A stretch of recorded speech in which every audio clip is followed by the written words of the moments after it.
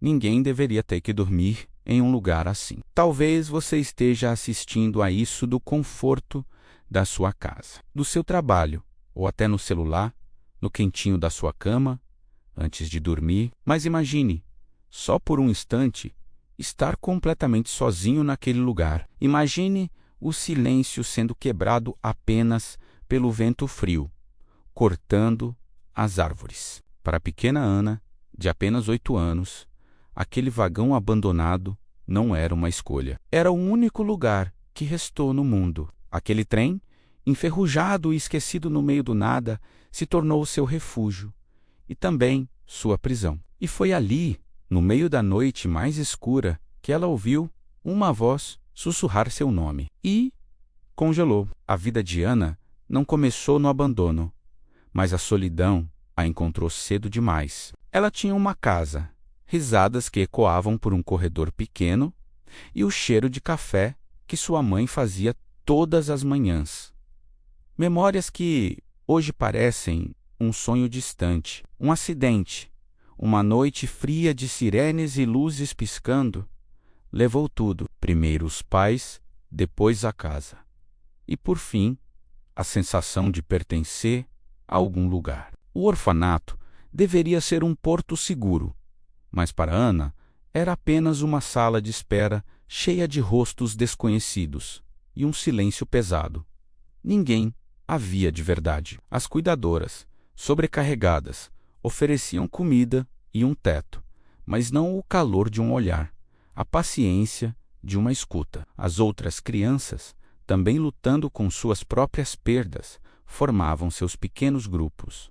E Ana, sempre quieta, sempre no canto, se tornou invisível. Ela aprendeu a viver nas frestas, a não fazer barulho, a não pedir nada. A fome não era só de comida, era uma fome de afeto, de um nome dito com carinho. A decisão de fugir não foi um ato de rebeldia, foi um ato de sobrevivência. Ela não estava correndo de algo, estava desesperadamente tentando encontrar qualquer lugar onde pudesse simplesmente respirar, sem sentir o peso de ser um fardo. Se você já se sentiu invisível em algum momento da sua vida, vai entender essa parte. A floresta que abraçava os trilhos abandonados era densa e assustadora, mas para Ana era mais honesta que os corredores do orfanato. Ali, pelo menos, a solidão era real, não disfarçada. Ela seguia os trilhos enferrujados como se fossem uma promessa, um caminho para um lugar que ninguém mais quisesse. E então ela ouviu o trem. Parecia um esqueleto de metal gigante, entregue ao tempo. As janelas quebradas eram como olhos vazios, e a pintura, descascada, contava histórias de viagens que já não importavam mais. Mas para Ana, era um palácio. Ela subiu com dificuldade. O som do metal, rangendo sob seus pés pequenos, ecoou na mata. Lá dentro, o cheiro era de umidade, de folhas secas e de poeira antiga. A luz do sol entrava em faixas pelas frestas, iluminando a dança das partículas no ar. Era um lugar esquecido, um lugar onde ninguém a procuraria, um lugar para ser invisível em paz. Ela se encolheu em um canto, abraçando os próprios joelhos, e pela primeira vez em meses sentiu uma estranha sensação de segurança. Aquele vagão frio e vazio era, finalmente, o seu lugar. A noite caiu como um manto pesado sobre a floresta. O mundo de Ana se resumiu à escuridão dentro do vagão e aos sons que vinham de fora. O uivo baixo do vento, o estalar de um galho seco, o farfalhar de folhas. Sons que alimentavam o medo, mas um medo conhecido, um medo da natureza. Ela estava quase adormecendo, exausta, quando ouviu. Não foi alto. Foi quase como o vento, mas tinha uma forma, um sussurro, um som que não pertencia àquele lugar. Ana, seu corpo inteiro se retesou. O coração, que antes batia lento, agora martelava contra suas costelas. Ela prendeu a respiração, tentando se convencer de que fora apenas o vento, um truque da sua mente cansada. Mas então, de novo, Ana, mais claro desta vez. A voz era rouca, baixa e parecia vir de muito perto. Era uma voz humana. O medo que sentiu não era de fantasmas ou monstros. Era um medo real, o medo do desconhecido, de não estar sozinha como pensava. Quem poderia estar ali, naquele lugar, esquecido por todos? Ela ficou imóvel, uma pequena estátua de pavor no escuro, os olhos arregalados, esperando, cada fibra do seu ser, gritando para correr, mas suas pernas não obedeciam. O silêncio que se seguiu ao sussurro foi mais aterrorizante que o som em si. Ana permaneceu congelada, esperando o próximo movimento. Aos poucos, um som diferente surgiu. O som de passos lentos e arrastados do lado de fora do vagão, sobre as folhas secas. A porta do vagão rangeu ao se abrir um pouco mais, e uma silhueta se desenhou contra a pouca luz da lua que entrava. Era um homem velho. Suas roupas eram tão gastas quanto as de Ana e seu rosto, marcado por rugas profundas, carregava um cansaço que ela reconheceu.